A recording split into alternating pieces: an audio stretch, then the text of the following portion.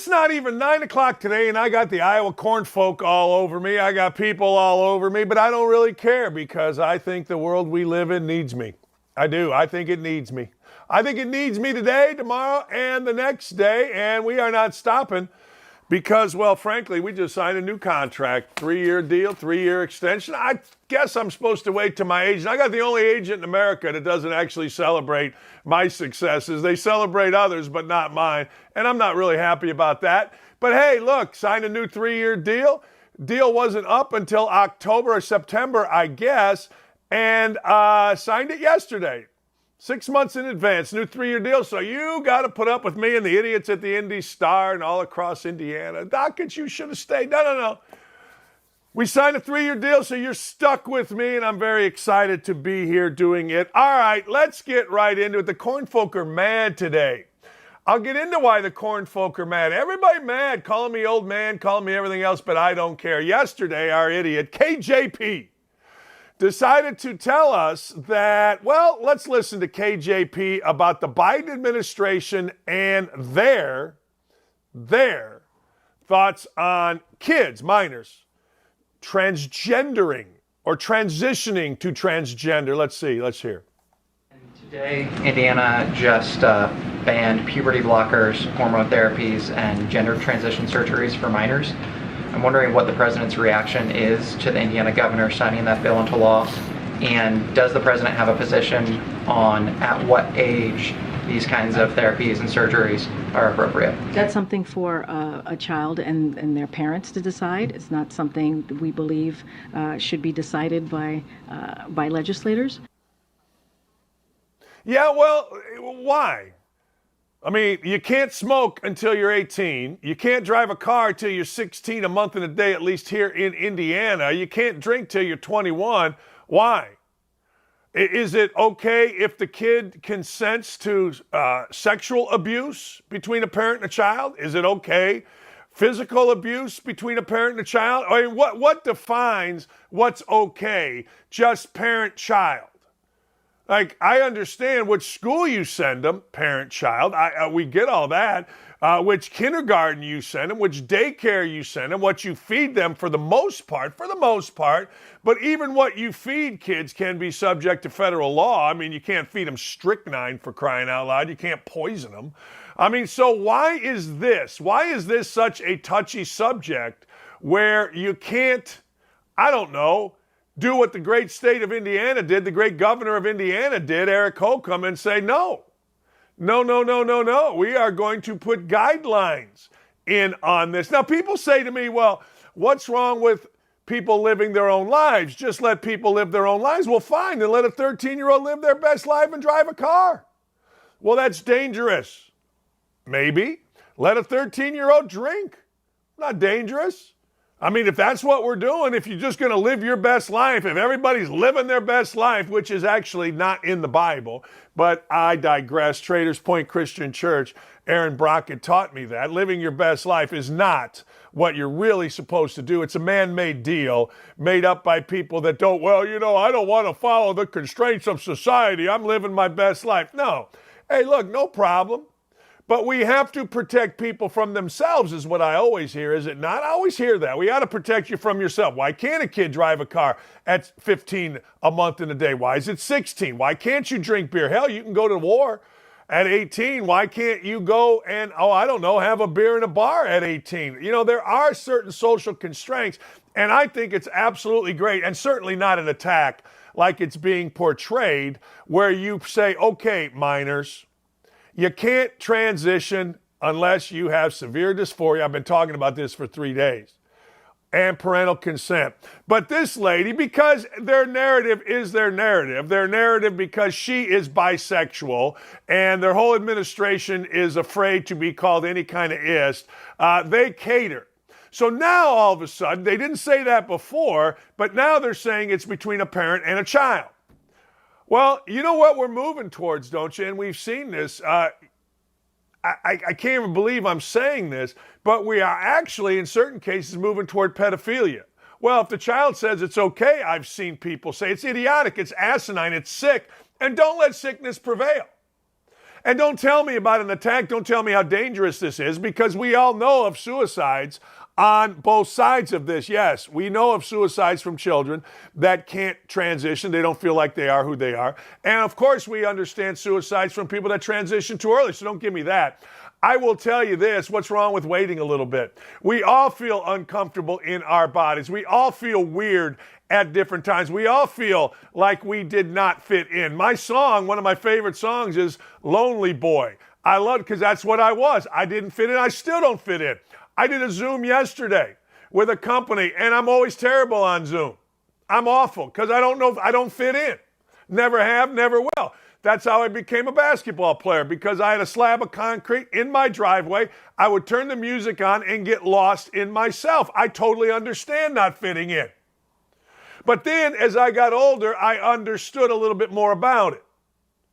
So the idea that, you know what, at 6, I can make a decision to go ahead and, I don't know, change the sex when I don't even make a bedtime for myself. I don't know, at 8, when I'm still on, I don't know, mommy and daddy's schedule, when I still think boogers are cool, when I still think trucks are little things that you roll around on the ground, when I'm still trying to set up my Hot Wheels, I want to change the sex of myself? Get out of here with that crap. Get out of here with that crap. Good for the governor of Indiana. Bad for all the people, the ACLU in Indiana. We're under attack. You're not under attack. You're getting guidelines and you're getting common sense. And our federal government is too bought and sold to understand it. What a world we live in, where the press secretary of the United States can come up and say, well, you know what? That's between a child. Mutilation is between a child and a parent. With no guidelines. When we guideline everything else, how old do you got to be to buy a gun? How old do you got to be to set your own bedtime? Hell, I know guys in college. J.J. Redick literally had to have this. Krzyzewski told me this. When J.J. Redick was in college, now he's seen as this brilliant guy. His daughters, Krzyzewskis, who were like psychologists or whatever, set every minute of his day. Literally, wake up 7:02, brush your teeth 7:04, blah, blah, blah, blah, blah, blah, blah, blah, blah, blah, blah, blah. This is when this dude was in college. There's a star player in the NCAA who slept with his parents until he went to college. Star player. Don't even try it with me. That all of a sudden an 8-year-old can decide, hey, look, I'm a chick. Hey, look, I'm a dude. Stop it. Just stop it. Good for Governor Holcomb. Bad for our federal government. If you think I'm just some old man yelling at the wind, then God bless you. I don't care, but I'm going to be here another 3 freaking years at minimum. So I don't give a rat's. We do common sense here. We don't do hysteria here. We don't do stupid here. We don't do, well, you know, I'm scared that the trans community is going to come at me. Oh, my God, can you believe the trans community is going to come at me? Oh, God, horrible. Shut up. Just shut the living hell up with this crap. You know, I got people all over me. Thank God for Jennifer. Thank God for Jennifer. Everybody thinks these blessed women. You know what I mean? My ass. Dylan Mulvaney is not a woman. All these dudes with penises are not women. Menstruate 12 times a year, then come back and talk to me that you're a woman. That's from my wife. We got one dude that faked being pregnant. I'll get into that idiot in a minute. This is all a big scam. This is all a big joke. It is. Look, I'm not saying there aren't some people that get to a certain point, Caitlyn Jenner, and say, look, I'm going to live as a woman. I'm going to change my sex. I get that. That's fine. Wonderful. I don't think anybody's ever heard me criticize Caitlyn Jenner, except when she won Woman of the Year, which is idiotic, but ESPN, that's what they do. So now you've got this Dylan Mulvaney. She's Nike's newest ambassador. Dylan Mulvaney is being celebrated for acting like a woman, playing dress up like a woman, which in of itself is fine if that's what we're saying here. We're celebrating somebody acting like a woman, somebody that has, I guess, let's just do this route, courage enough to act like a woman. All right? Let's say that. But don't tell me we're celebrating 365 days of this penis-wearing, penis-having fraud being an actual woman because she dresses up or it dresses up in a tank top and kicks around like a carnival clown. So I'm not buying Nike. I'm not buying Anheuser-Busch. I'm just simply not. And I know there are others like Tampax, but look, I got no recourse here. I'm not doing this because somebody offended me. The corn people say, did a beer can offend you, Dan? No, a beer can didn't offend me, you idiots. No, you idiots, it didn't offend me. What offends me is this: denigrating women. Denigrating women. You shouldn't be such a bigoted, closed-minded jerk. Well, look, Cyclone Hulk, if you want to denigrate women, then you denigrate women. I'm just telling you. You do you. I would at least have more respect if you had an actual stance, but we all know you do whatever Daddy Clay Travis tells him to do. Okay, that's the go-to. There are two go-tos when criticizing me. You know what I mean? There are two go-tos. Well, it's a Dakich burner account when you say agree with me. And then, well, you do whatever Daddy Clay. I'm pretty sure that I was brought up by a great mother that taught me how to speak for myself. But you're an old man shouting at a rainbow beer can. You really should be embarrassed. No. I'm shouting at women being disrespected. And if the corn folk of the cult that is the state of Iowa, the most ridiculous state, if you really know, except for Caitlin Clark. I love Caitlin Clark. But other than this, look at this idiot. She's wearing a sports bra, but she doesn't have boobs. And she's not a she. It's a man wearing a sports bra. And that's what Nike's celebrating, because Nike doesn't respect women. They don't. I'm sorry. Leggings. Hi, I got my leggings. Good for you. Nike doesn't respect women. Anheuser-Busch does not respect women. Now, I understand there are hardworking people at Anheuser-Busch that don't deserve to be boycotted, but tough. You're part of a company. Then boycott your own company. Then speak up at your own company. Same thing with Nike. Nike always been good to me. I've taken Nike's money. Ain't no doubt about it, baby. You damn right I did. When I went to Bowling Green, they paid me $75,000 a year to be a head coach in Division I, less than I was making at Indiana. But Nike came through with about $30,000 a year, and I liked it. I went on trips too. And then I wait a second. Why is Nike always bringing us into these rooms to sell us on how to talk about Nike? I didn't know any of this. I was just coaching basketball. Then I found it out. And I'm like, wait a second here. And now I'm all out. Totally all out. If you're going to denigrate women, I love women. I hang with women. My wife's a woman. My daughter's a woman. My stepdaughter's a woman. I like hanging with women more than men. Men are stupid. Women are awesome. And if Nike can't figure it out, screw them. Get them out of here. But Dylan Mulvaney, God bless you. You're living the American dream. Born, change, act, have a penis, say you're a woman. God bless you. Go fight, win. How ridiculous. Can you even imagine 10 years even ago that we would be looking at this thing out here doing all this and having companies like Nike and companies like Anheuser-Busch selling their soul for this? Do you know how many women out there that are great athletes? Do you know how many women out there that would love to be a part of an ad campaign to sell beer? Do you know how many women out there deserve to be respected as women? Do you know how many dudes with penises dressed up as women deserve to be the national spokesman for Anheuser-Busch and, of course, for Nike? None. Zero. Zip. Not if you respect women. But they don't. They won't. And I won't stop talking about it. You can criticize me all you'd like, corn people. The dumbest of the dumb, the cultist of the cult. You can do whatever you want, corn folk. The corn folk are angry. Oh, no, not the corn folk. I got a bunch of corn folk that are all upset. Oh, man. Anyway, so there you go.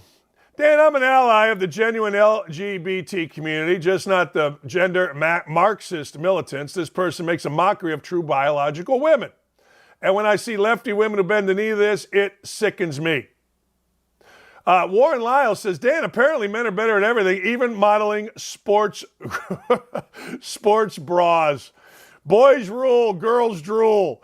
Oh, man, the world is insane. But we're going to talk about Donald Trump. Eric Schmitt is a senator from Missouri. And I like Eric Schmitt a lot. I don't know him, but I follow his Twitter feed, and it's great. Whenever a sitting United States senator invokes Costanza, we're all in on it. Because let's be honest, in the world that we all live in, Seinfeld is the Bible. Seinfeld is the video Bible. Let's put it that way. And Eric Schmitt invokes Seinfeld when talking about Donald Trump. And it's glorious. It really is. Well, not only talking about Donald Trump, but this whole incredible, and it is incredible, Biden administration. We don't have a media that calls out a president that literally just makes up words, doesn't know where he is, and walks around. Senator Eric Schmitt joins us now. Hey, thank you, sir, for joining us. It is an absolute honor to have you. It's great to be with you. And by the way, the lessons learned in Seinfeld are timeless. So the Costanza rule, as you know, is sometimes you just do the opposite of what your initial reaction is. And that's my advice to the Biden administration. Whatever you think you should do the opposite. It'll be the right thing. You know, can you imagine like you're the chief of staff and Biden comes in with an idea and you go, you know, Joe, first off, it's not a lie if you believe it. And second, Joe, we're just going to do the opposite because this is going so bad. Can I just ask you, relative to the Biden administration, how did we get here in my lifetime? And I'm a news freak, Senator. I say this all the time. I was at 10 years old reading it cover to cover, the Chicago Tribune, the Gary Post Tribune, where I grew up in Gary, Indiana, and the Chicago Sun-Times. I became the paper boy because I wanted the newspaper delivered when I wanted it. The newspaper in the afternoon was delivered to. I'm a freaking news freak. I've seen presidents my entire life be criticized for the littlest slip. How are we at a point where this guy is such a blatant buffoon and the media absolutely will not call him out on it? Because they're all in on the agenda. I agree with you. It's really sad. And by the way, you see now, I think one thing that Twitter has done is it's allowed people like Dan Rather and Andrea Mitchell, these people who, I'm 47 years old, which is pretty young in the Senate. It doesn't feel young many mornings, but when we were kids, we were told these are the stalwarts of news, right? And we see how biased they really are. We knew it was biased, but this is a level, to your point, we've never seen before. I mean, it's sort of a state-run media. It's like Baghdad Bob getting out there every day, shielding questions. The media just goes with the talking points and the narrative of the day. And it's really dangerous for the Republic. I mean, I was in front of that House weaponization subcommittee last week talking about when I was Attorney General, we had this lawsuit exposing how big government was colluding with big tech to silence speech. This ought to be something that ought to scare the bejesus out of everybody in this country, regardless of your political affiliation, and the people in the news media. But they don't care about it. They don't care about it at all. They want to, continue to drive this narrative that the left pushes. That's who they are. You look at the political contributions, that's who they are. But it's dangerous for the Republic when you don't have a media sort of questioning things. And this Biden administration has been a total disaster. I mean, pick the issue: foreign policy, inflation, all these issues. I mean, it's abysmal. The record's terrible, but they're never called out on it. The one thing I've said this, and I'm curious if you agree or disagree. You can say whatever you'd like about Donald Trump, and I want to get into that here in a minute, along with the St. Louis Cardinals, where I'm a Cub fan, and we'll probably come to blows over Zoom. But anyway, I think the one thing, Trump did a lot of really good things, in my opinion, as a president. But the one thing with the media is he made it such that, to your point, sides were clearly drawn in the media, whereas they were always underlying, to your point about Rather and others. Now it's like way out in the open. And I think Donald Trump was the influence on that. Yeah, he broke them. He absolutely broke them. And that and COVID, I think those two factors completely broke these folks and exposed, who they are. And you're right. It's no longer, I mean, look, they'll tell you, they don't even think they should present two sides of the story, because they're making the determination that that's unworthy of you hearing. The American people don't want that filter. They want to be able to hear it and make their own decisions. And COVID was the best and most obvious, or the worst, most obvious example of this, which was, there are people saying, hey, look, there's this Wuhan lab, right? And it seems like that's a viable theory. No way, you're a conspiracy theorist. There's studies that show that masks really aren't that effective. You got to shut that person down. or people have questions about should young people be taking the vaccine. You're a a conspiracy theorist and a heretic, and you should be cast out. If you're a medical doctor, they were trying to take their medical license away. So this goes beyond even just the news media. There's sort of this cult. And by the way, climate alarmism is the next piece to all this, right? Which is create the emergency, scare people, and then you command and control what the outcome should be. And if you question anything, you're a heretic, you're a flat earther, whatever it is. And they just try to dismiss you completely. And I think we need robust dissent in this country. We need people to be able to speak their minds. And you're right. President Trump, I mean, these folks have a bloodlust. It's a thirst for blood for this man. And it's totally irrational. And the idea that I know we're going to get into this, they're defending this political prosecution, the idea that we're jailing political opponents now. Okay. There was a minister from El Salvador, I retweeted this the other day, who was saying, the United States can't talk to us anymore about democratic norms. You're jailing political opponents. I mean, the rest of the world is watching this too. In addition to our republic, the dangerous road that this, goes down, I think can't be overstated.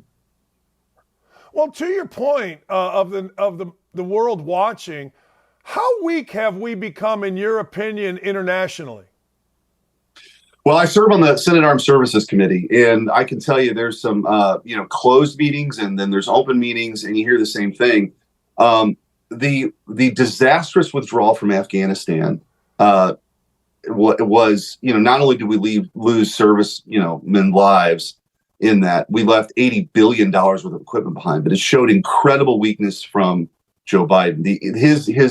His lecturing us about the sovereignty of other countries' borders, but does nothing to secure our own border, exudes weakness. Look, and China's the real deal here. This is an existential threat for the United States of America. They are not messing around. They have built islands in the South China Sea, and they're completely weaponized. They have anti-ship, anti-aircraft weaponry and systems on those islands now. They have hypersonic missiles. I'll give it, this is the best way to explain it. We have 4 naval shipyards in the United States to build ships. They have 3 times that, and each one of them has the capacity of all 4 of ours combined. They are on the march here, and we had better turn our attention to that. And so the world sees this. These are, there's a dangerous world, and the United States of America needs to be strong. And when you have a president who can't articulate what that is and continues to screw up every situation, getting back to the Costanza rule here, every situation exudes weakness. Our allies see it, and of course, the American people see it. And I think when you have a porous southern border and you have 300 people dying a day from fentanyl, overdoses, fentanyl coming from China, the cartels are making money hand over fist on this, and he refuses to do anything about it. I guess because of political reasons. That is a complete abdication of his responsibilities as president.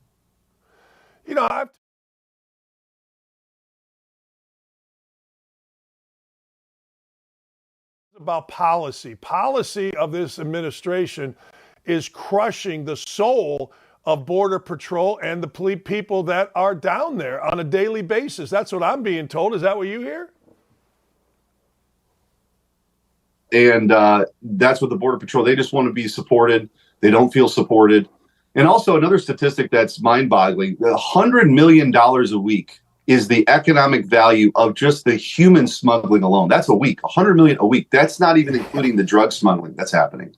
So, I mean, what's happening at the southern border is a crisis. They refuse to acknowledge it. The secretary refuses to acknowledge it. Kamala Harris was supposed to be the border czar or something. I don't know. But they've ignored this. It's gotten worse. You've had over 6 million people. That's like, by the way, that's like the state of Missouri.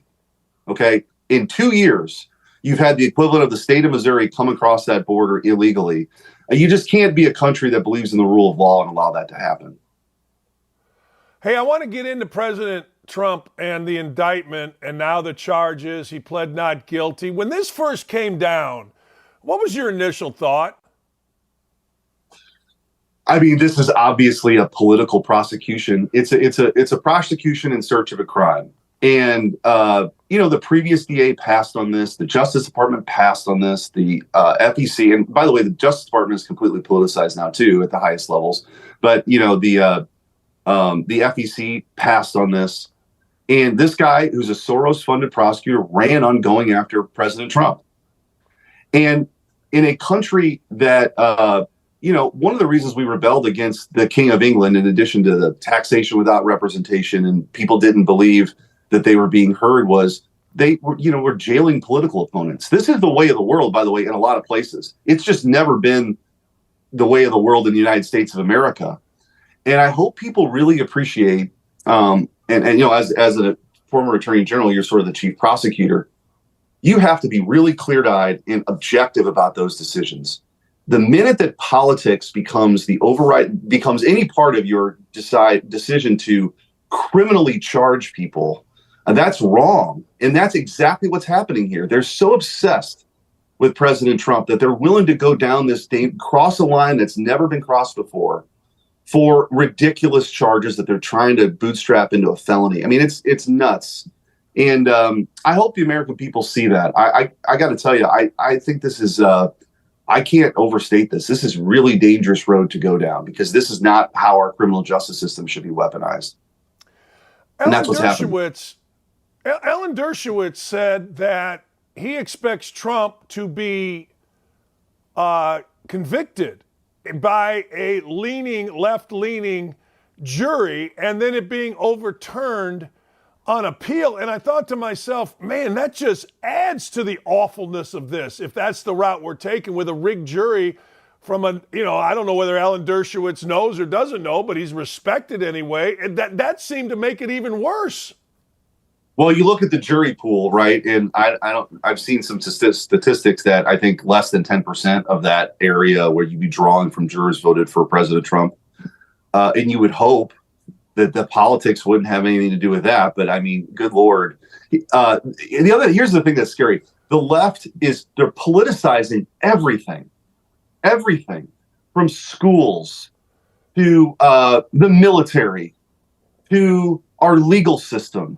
There's nothing out of bounds for these folks. And for conservatives, most conservatives, they want to live their lives. They don't want to have to deal with it. They want to start a business, or they want to raise their family, or they're just working. The working folks that I represent, they work really hard. They want to go to their kids' games. They want to be a good father, a good wife, a good husband, a good mother. This is their concern. The left is consumed with this constant march down this dangerous road of politicizing and weaponizing everything. And this is where you end up.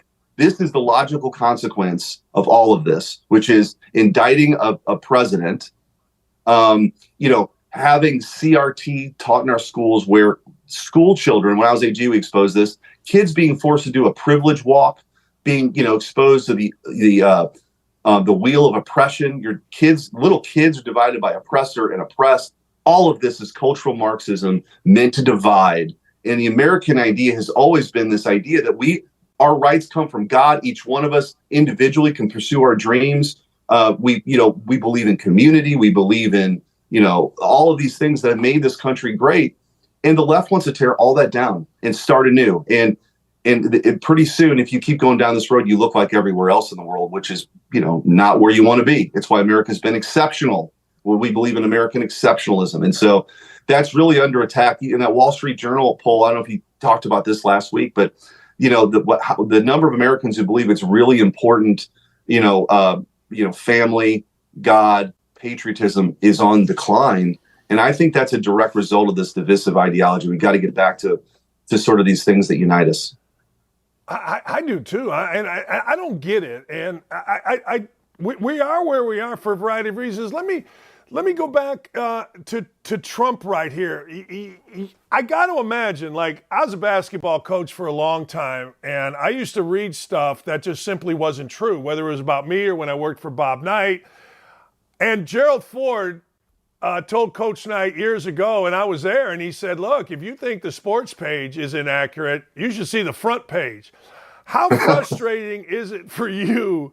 When because you're in these meetings, you're in these committees, what's real, what's dangerous, and then you read something in the Washington Post or the New York Times, wherever, that is just simply void of fact. Yeah, I think we're in a place now where people just understand that it's bogus.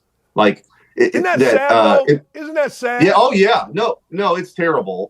It's terrible. But this is what happens when you have, sort of the corporate media buy into this and completely abandon any sense of objectivity. And they try to control language, and they can try to, control what you say, and that's out of bounds, and you can't say it. It's a level of power and control. Like I said, COVID exposed it. It was this terrible road to go down where it wasn't about the science. It was about power and control. And people are naive if they think this is just about Trump.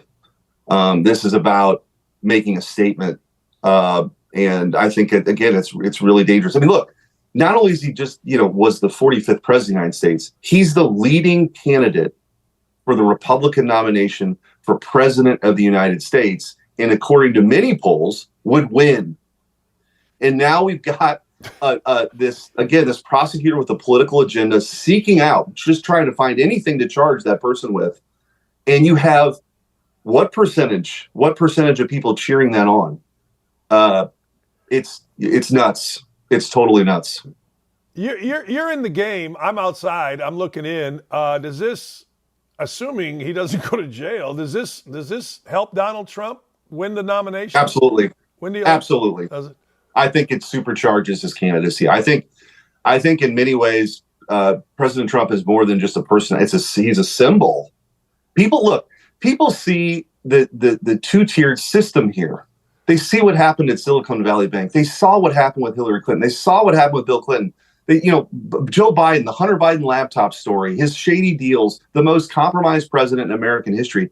And President Trump's being charged now with 34 felonies for something he could not have paid. If he would have paid for this with campaign dollars, that would have been it's insane.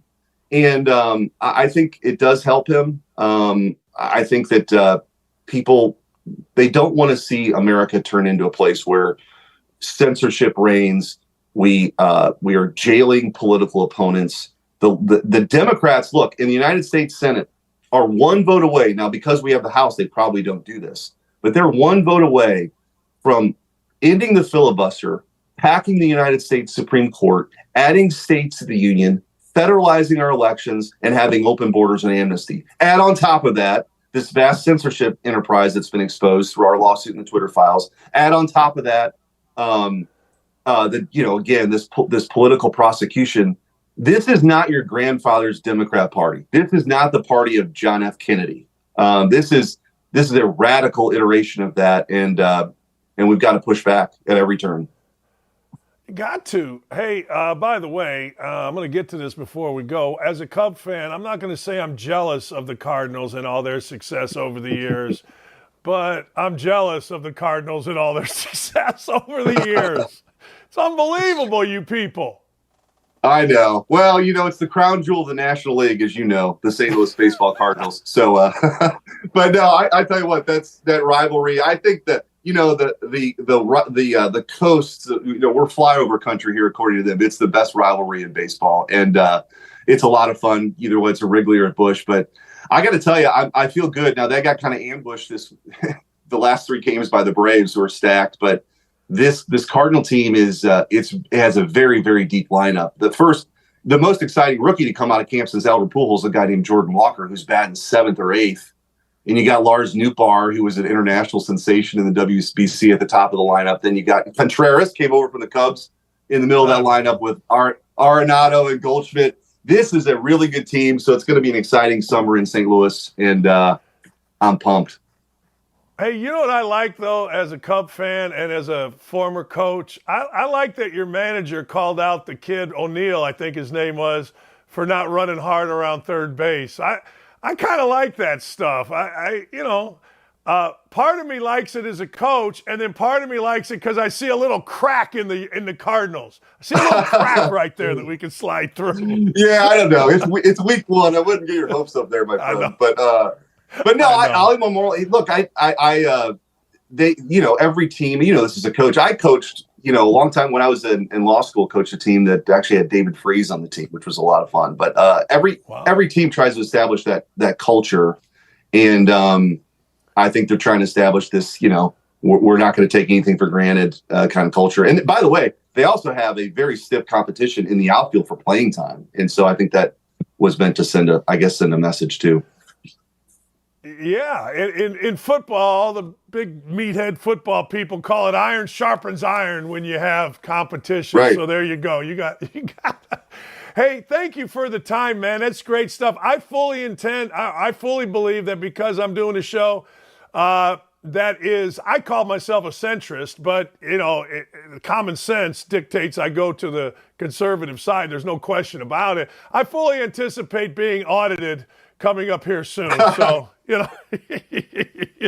and me both, brother. You and me both. Thank you, Senator. Appreciate you. We'll have to do it again. I really enjoyed it. Take care. Yeah, that was fun. Look, I love talking to smart people, and it's an honor that Senator would come on, our show here. And he's right. It's just disgusting what we see. Like, all we ask for is fairness. That's it. Just be fair in what we're doing here. Somebody gets rid of 330,000 emails that could incriminate her, put her ass in jail. Somebody pays $850,000 to a concubine, Paula Jones. Let's look into that. Let's not dismiss and let Hillary go nuts because I don't know if it's her husband. I don't know what the hell he is to her at this point. And where's the Epstein names? Some guy said, well, the Epstein names are out there. No, they're not. No, they're not. We'll be right back. Stop it, stupid. Brady recently retiring. Your locker was very close to Tom's locker, wasn't right it? next to 12, yeah. What was that like? Man, it was cool, man. He a funny dude, man. He's a nice guy. Joke with him every day. He's a good dude, man. He's probably one of the only dudes that I know that walk around in a bathrobe in the locker room, bro. So you go up against him in practice all the time. Could you see that big jump coming from Daniel Jones going into this season? Man, when I first played against Daniel, coming in last year and seeing him work, man, I knew, the talent that he had. It was just one of those things where, you always hear the saying, God's timing is always right. It was just one of those moments where you knew eventually it was going to click and everything was going to work out, not just for him, but for us as a team. And I'm just so happy for him. Which video game are you most proud of making the cover for? Oh, definitely Madden. Madden, yeah. Like I remember I come from a big family. My mom had 6 sisters and 1 brother, and a lot of cousins, 30-some cousins, and and I remember one of the younger ones was like, "Man, you're on Madden. You're really good." And I was like, "Cuz, like, I was the high school #1 player in the country. Yeah. I broke every record at Alabama, All-American. I get the pros. I'd won the MVP already. Yeah. Been to the Super Bowl, won the MVPs. Like, now because of Madden, now you're cool." I was like, "Oh, okay." You had done a few things. Yeah. Now I'm good. Okay, all right. Well, that's how it works in y'all's minds. And I remember when I first started working in the morning news. Shout out to Drew Kaliski, super producer for NFL Today. He was just talking about season. How you feeling? You ready to go? Are you excited? And I'm like, yeah. And he's like awkwardly hesitating to ask me a question. And I'm like, what's up, man? Speak your piece. And he's like, do you know what's going on in the NFL? I'm like, what do you mean? He's like, do you know who plays for what teams and who's been traded where? I'm like, yeah, bro, what do you think? I'm living under a rock? And this is my job. I'm studying just like anything else.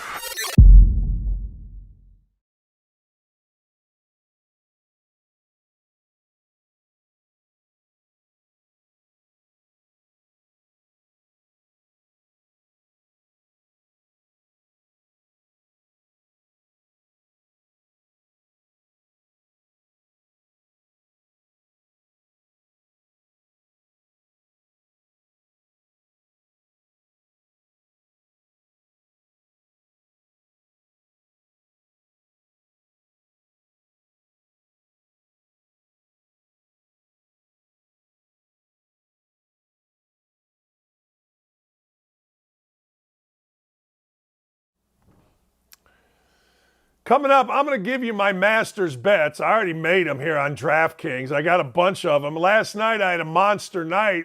I got a new betting theory. I look, I watch, I pay attention. I'm going to get my face going here so that my phone opens up. I pay attention, and then I bet baseball parlays late innings, and I hit big last night, ladies and gentlemen. The Masters is today. What a great Thursday this is. We're going to watch. We have a bunch of bets. In fact, I'll tell you what, I'll just give them to you right now because it leads me into something that's really weird that's happening at Augusta National. I mean, when I say weird, I mean really weird. All right, get yourself a pen and a paper. Here you go. First, I took Rory McIlroy at plus 700 to win, which means if you bet $1, you get $7. All right, you bet $100, you get $700. You bet $10, you get $70 on Rory McIlroy. I bet, oh no, that was last night, a three-team parlay that hit middle of the game. All right, Jon Rahm to beat Matsuyama. You heard Ryan Burr say that Matsuyama isn't healthy. That's one of the parlay.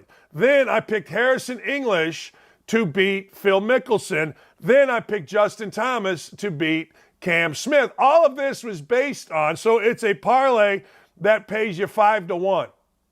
So you bet 100, you get 500 out of it. But Jon Rahm playing great, Matsuyama not so much. He's been injured. Harrison English is one of the best putters on tour. Phil Mickelson looked old to me. He's been playing on the LIV Tour, and he's 107 years old. I know he plays the course really well, but I digress. You got to have one in there that isn't crazy odds. And then I know Cam Smith hasn't played well. I know he's been partying in Australia, and good for him, man. Live your best life. And Justin Thomas, to me, is a guy that I like. According to Ryan Burr, I took Justin Rose to be in the top 10. I got 4-1 odds on that. Bet 100, you win 400. I took Jon Rahm at 2-1 to finish in the top 5.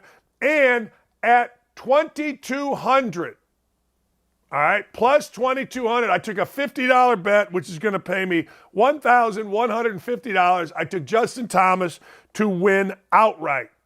I also took Victor Hovland and a parlay to beat Abraham Answer along with Harrison English to beat Phil Mickelson. We'll keep you posted on the day as it goes. But what a great day, no? I mean, what an absolutely fantastic, fantastic day. I tell you one thing we got to do on the YouTube chat. We got to get our friend Jennifer a jockstrap endorsement. I mean, if Dylan Mulvaney can endorse women's clothing, then hey, don't at me, people. You know where we're going. You know where we're at. We need women endorsing the jockstrap. All right, ladies and gentlemen, did you know this? I don't understand the world that we live in, but I ain't mad about it. We have got robot announcers. That's right. Robot announcers at the Masters. They do sound a little bit electric, not really, but robot announcers. There you go, right there. Robots at the Masters. Now, here's the deal. How many of you, by a show of hands, I can't see you, but you know what I'm talking about, have that robot that sweeps everything for you? Who has that? My wife tried to get it, didn't like it. She didn't like it. She didn't like it. But robots are going to do everything for us. Jim Nantz will be replaced by a robot. Okay, not officially, but robots are coming. This is from OutKick. It's across grocery stores, food chains. They're coming for our golf. The Masters app, which is, I agree, one of God's greatest gifts to the app world. It is as good as the fork. Debuting a new AI announcer this week. Thanks to the fellas at IBM Watson, who've spent years training a language model to learn the game of golf. The big debut is today. There you go. And I don't think we have the audio on it. I don't think we do we? No. But anyway, nothing gets the juices flowing like a robot. He took stroke 2 and the ball traveled 162 yards to a greenside bunker. This is dangerous. I don't want robot umpires. I don't want robot announcers. I want robots to clean my house. I want robots to do my dishes. I want robots to open the door, change the channel, whatever. But I don't need them taking people's jobs. Of course, you know what's happening. They showed the prototype of a robot announcer, and what people say, well, it's better than Azinger. Yeah. So's your mother. All right, Liam Hendricks. You know who Liam Hendricks is? Liam Hendricks is the White Sox closer. Well, he was, till he got cancer. Liam Hendricks rang the bell yesterday. Liam Hendriks announced that he is cancer-free and he can return soon. That's good news. Jason Benetti, I got to get Benetti on the show next week, but Jason Benetti's the White Sox announcer. Jason Benetti and Steve Stone are the best announcing pair in Major League Baseball. I not only think that, but most think that. Most meaning they have been voted that in terms of who are the best team announcers. Jason Benetti and Steve Stone are it. Well, Benetti tells me that there is absolutely nobody, and I mean nobody better than Liam Hendriks as a guy. He's a terrific closer, don't get me wrong, terrific. Absolutely sensational. But as a guy, there is nobody better, and that's good news. He got to ring the bell, which, as you all know, means you now are cancer-free. Good for Liam Hendriks, good for the White Sox, good for Liam Hendriks' family, good for all of us. It's a great success story, and it's something that makes us all feel a lot better when we get the encouraging news that somebody that's out in the public eye beat cancer. It gives everybody else a little bit of hope. And I got to tell you something else. In my time, I've known a number of cancer patients. I've gone to visit a number of cancer patients. They are the strongest people on this earth. They are legitimately, them and our veterans are the strongest, most unassuming people on the face of the earth. All they want to do is kick backside. My friend Aaron, his wife going through it, and as Aaron says, he hopes one day to be as tough as his beautiful wife. You're damn right. Here's to you, all you people that are fighting cancer, all of you people that have beaten cancer. Here's to you, man. Salud, Zivio, La Strovia. It's only coffee, but hey, tonight we'll do another one. Maybe we'll put it on TikTok or something. Here's to all of you, kicking ass every day, fighting the fight, battling the battle. Love it. Keep going. Keep fighting. Liam Hendriks, great job, man. Honest to God. Things got a little bit nutty, as you know they will in the NFL. Things got a little bit nutty. Baltimore Ravens, pre-draft press conference. The PR director had to jump in and, well, save the day because too many questions were being asked about, let's be honest, the only thing interesting right now about the Baltimore Ravens is what? Is Lamar Jackson staying? Is Lamar Jackson going? If Lamar Jackson goes, what do you think you can get for him? And if Lamar Jackson goes, who's going to be the quarterback? Basically, the underlying theme was what? Lamar Jackson, for crying out loud. No? I think it is. So the media started asking, I guess, in the minds of the Ravens, too many Lamar Jackson questions. Well, let's take a look.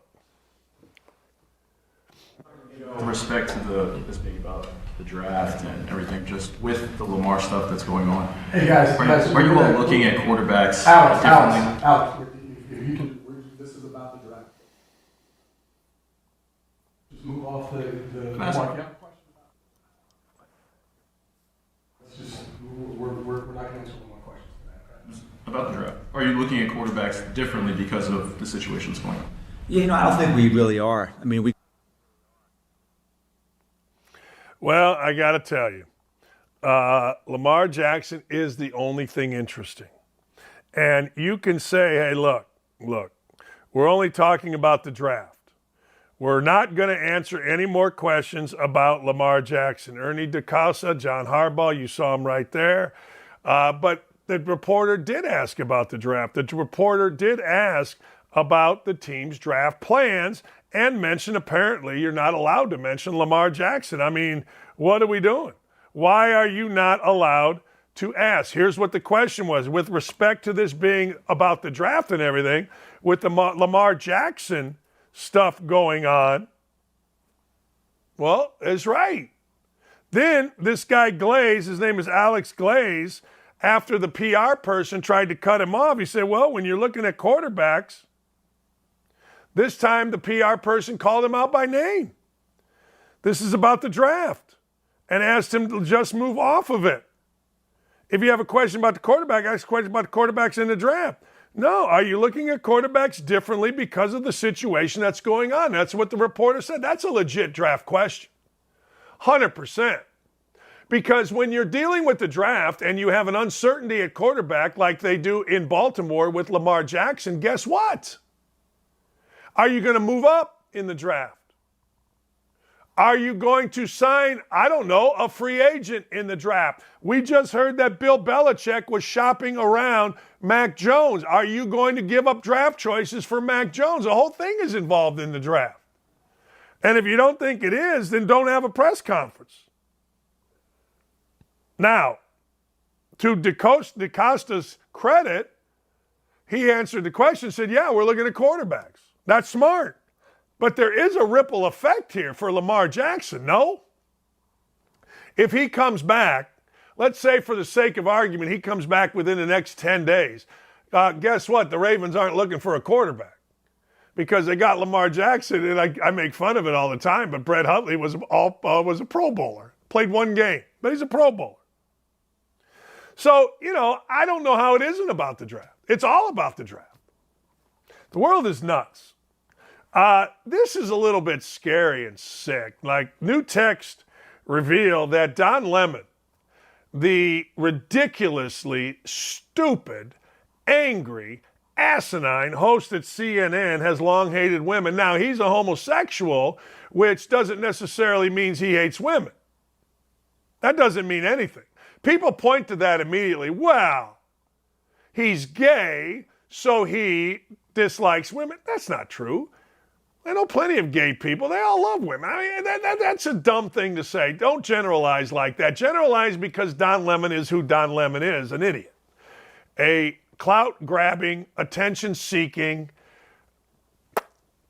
ladder-climbing, jealous, foolish, stone-cold idiot.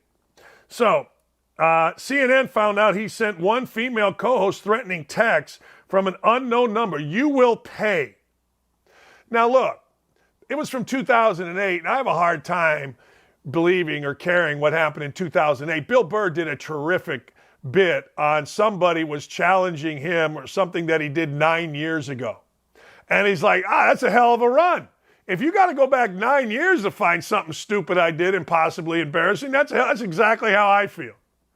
I got people all the time, well, this then. Well, you're right, but you know what? It was let's use Bill Burr. It was 9 years ago. I've done stupider things in between. But Don Lemon apparently hates his coworkers because he's constantly jealous. Constantly being jealous is a bad way to live. I have the jealous bone in my body. I do. It's a terrible way to live. I know when I got rid of it. I do. I prayed on it. I prayed on it hard to get rid of it. It's terrible. All this dude is jealous, calling female coworkers fat to their face. I mean, I know when you're gay, you think you have certain liberties, and particularly now. The LGBTQ, whatever it is, community thinks they can say whatever they want to, whomever they want, whenever they want. So I'm glad to see Lemon being called out for this. Although I got to tell you, 2008, CNN, what have you been doing? Are you that scared? I mean, think about the boxes this guy checks. African American, gay, that's enough. That's tenure. You're never getting fired unless you're a complete idiot, and it shows here Don Lemon was a complete idiot. Vanity Fair's doing the article, Vanity Magazine, I guess, and this guy is unfireable. His ratings stink. He's horrible to women. He's horrible to coworkers. He's actually threatened them, but he's unfireable. Why? We all know why. He is black and gay. It's perfect. You cannot fire black and gay. Well, you can, and there would be literally zero repercussions that mattered, but people think that you can't. You can fire anybody that acts the way Don Lemon does. White, straight, old, young, doesn't matter. You threaten coworkers, you should be fired. You know, I was thinking about this. I was thinking about this relative to Lemon. I'm going to go through this with you. I'm considered a bad human being by the local media here. I was thinking about this. So I worked from 1986 to 2007 as a coach, 2008. Not one time, not once, did any coworker ever, not once, ever have a complaint about me. In fact, I was named Teammate of the Year numerous times by different things. Now, I want you to think about that just for a second. So what's that? 1986, when I started coaching, to 2008. So that's 14 plus 8. That's 22 years. Then I did 10 years at ESPN. Not a single coworker ever had a complaint.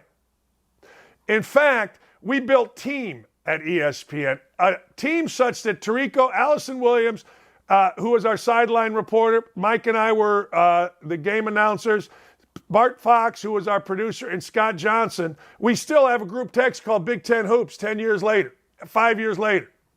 Not once. So that's another 10. 14 years at Emmis. Not one. Zero HR complaint. Not one.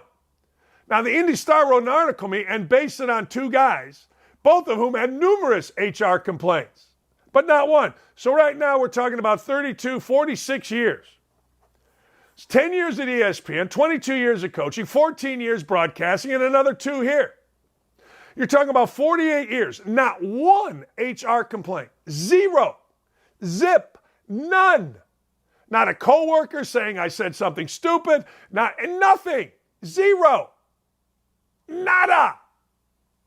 There's guys on that station right now. Their list is long with HR complaints. Nothing.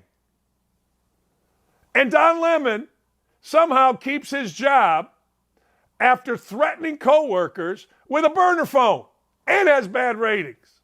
It's the damnedest thing in the world to me. It just is. I don't know. I don't know what to tell you. It's nuts. It's absolutely nuts. File this under completely amazing. We got, look at this guy. There you go. Go get him. Don Lemon hates women, but you know what? He keeps his job. This is the president that follows the law. Let's hear from KJP. Is that her name? KJP again? Let's hear from her.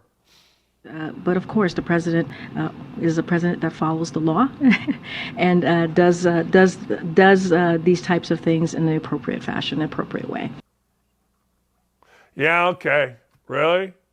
I mean, Emma Jo Morris will sell you differently, and she's got the hard drive of Hunter Biden. Hunter Biden's laptop will tell you differently. And this woman, whatever her name is, I have no respect for her, so I don't call her by her name. And you can call me whatever names you want, but I judge people by the content of their character, not the color of their skin or who they're stupping. She couldn't even say it with a straight face because she and everybody else knows that this is the most corrupt, as Senator Eric Schmitt said earlier on the show, the most corrupt president of our lifetime, the most bought and sold president we've ever had, the most compromised president we've ever had. And this clown here, again, I don't care who she's stupid. I don't care if she likes guys, girls, doesn't matter to me. I don't care the color of her skin. I don't respect her because I judge by the content of character, not the color of your skin, and I suggest you all do the same. But anyway, she couldn't even say it with a straight face. This is the president that follows the law. How do these guys and gals, because Pelosi's in this too, make about $250,000 a year, but have stock portfolios worth hundreds of millions? Can somebody explain that to me? Can somebody please explain that to me? But everybody's following the law. All right, sure they are. You know what we say on this show? Pull this, what does it play? Jingle bells. We'll be right back. Rob Dibble next. Welcome into OutKick, the show. I am Clay Travis, your fearless leader. I am going to continue to argue that sports is one of the great unifying forces in all of American life. ESPN is a sinking ship. Democrats are now the party of the white, woke college graduate. So the higher that number can be, the better you are with the committee. It's really that simple. You gotta lean into the turns. You really gotta lean into the turns. He's got incredible taste in which media figures he listens to. Very difficult to go back-to-back years in the NFL with the number 1 overall pick. I've been out of LA long enough to have forgotten that libs, no matter how ridiculous the scenario, are gonna live. Another week of inflation, another week with Biden with COVID, and another set of losers to crown. People don't watch the WNBA on TV, in person, on a plane, on a train, on a bus, or on purpose. The scary thing, Tommy, is in the history of this government, I've never seen them give anything back that they've taken. Oh no, they never do. And they won't. Why are we going through Melania's goods? Don't make Brittany Griner out to be some type freedom fighter. Shouldn't there be a little bit of common sense Let's roll them, big boy. What do you got? They want to find someone to be the face of domestic terrorism, and they want it to be a right-wing Trump supporter. Don't let them entrap you into doing something dumb. But they were hyper-rational. They looked at the data, and they said it makes no sense for me to submit to this COVID shot mandate. Get the shot or you can't go to your brother's wedding. Get the shot or you can't go to your daughter's graduation. Get the shot or else.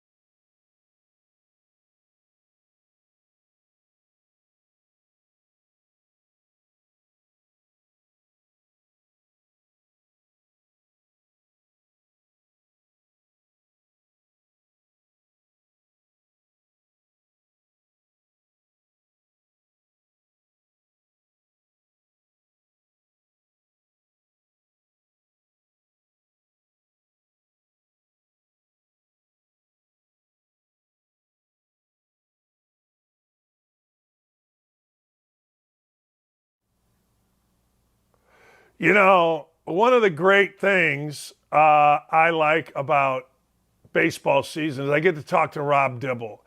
And before Rob joins us, I got to tell you, I don't understand this. I'll never understand this. I don't think, even though they have a storied history, even though they have a great history, even though they are one of the originals in baseball, how can you possibly tell the story of the Cincinnati Reds without telling the story of the Nasty Boys, Myers, Charlton, and Dibble? How can you not? So that leads me to this. How is Rob Dibble, Norm Charlton, I forget Myers' first name, how are they not in the Reds Hall of Fame? Will somebody explain this to me? Look, I get it. You know, sometimes Hall of Fames are numbered. Bronson Arroyo is in the Reds Hall of Fame, which is cool. Like, see, here's the problem. I hate that I even said that because you don't want to besmirch somebody for going in the Hall of Fame. It's nobody's fault that Bronson Arroyo gets in the Hall of Fame and Rob Dibble doesn't, except for the people that are voting not to put Rob Dibble in the Hall of Fame. I'm just telling you. To me, it is a very, very odd deal. To me, it is one of those deals where you go, hold on, time out. It just don't make no sense. I was watching Della Reese the other day. You know who Della Reese is? My favorite movie, one of my 5 favorite movies, is a movie called Harlem Nights. It's Richard Pryor, Eddie Murphy, Della Reese. It's awesome. It's fantastic. It's great. But you got to watch it where you can swear. If you don't watch it where they're swearing, then you know what? You got crap, right? Because nobody swears it better than Eddie Murphy, Della Reese, Red Fox. Red Fox, the all-timer, and, of course, Richard Pryor. All right? And Della Reese said, that don't make no sense. So it don't make no damn sense. Let me know when Rob is good to go. We're going to have Rob in here. And we're going to talk about a variety of things. I think Rob is not going to be on my side with this, and I'll tell you what it is. I love baseball's new speed up. I do. I've watched a lot of baseball here over the last 2 days because I think I told you this earlier. Like a dummy, I took my sleep meds in the morning. Did I tell you all this? So the last 3 days, if you've looked at our show, my eyes get droopy by the end of it. And for some reason, I put in with my crazy meds, my pee meds, my heart meds. I don't know why, but I put in sleep meds. There's the great man right there. He didn't even know what UConn was, and all of a sudden they win a national championship, and he's got his UConn shirt. What a bunch of crap that is.